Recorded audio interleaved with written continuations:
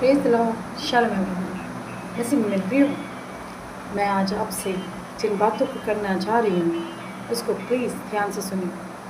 परमेश्वर ने बहुत बड़ा मूल्य चुकाया है अपना बेटा भेज कर। वो बेटा यीशु मसीह है।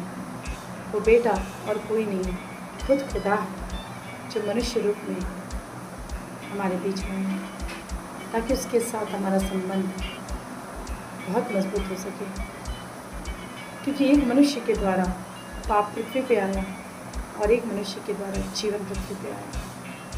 क्योंकि जिस मनुष्य के कारण जब पाप आया, इसीलिए बहुत अनिवार्य था कि मनुष्य के ही द्वारा जीवन भी है। एक मनुष्य के द्वारा परमेश्वर से अलगाव हुआ था, तो ये ज़रूरी था कि एक मनुष्य के ही द्वारा मिलन भी हो परमेश्वर के साथ। यीशु मसीह के आने की वजह से हमारे जीवन में जो चीज़ें हुई हैं वो है हम पाप की मजदूरी मृत्यु से बच गए। ये मृत्यु इतना खौफनाक था खुदा के लोगों कि ये परमेश्वर की व्यवस्था में मृत्यु तो था ही नहीं।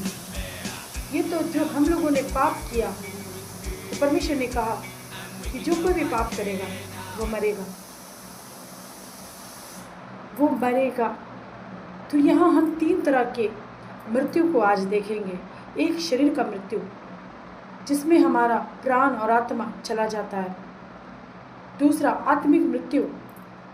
आत्मिक मृत्यु में हम परमेश्वर से अलग हो जाते हैं और हम पाप और अपराध के कारण परमेश्वर से दूरी बना लेते हैं और परमेश्वर की आशीष से, उसकी शांति से हम वंचित हो जाते हैं खुदा के लोगों। और तीसरी मृत्यु है जो अनंत अग्नि में है, आग और गंधक का झील।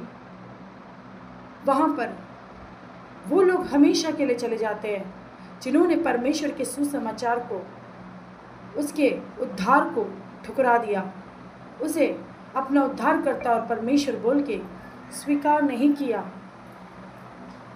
जिसने यीशु को अपना प्रभु और उद्धारकर्ता नहीं माना और जो अपने जीवन को पाप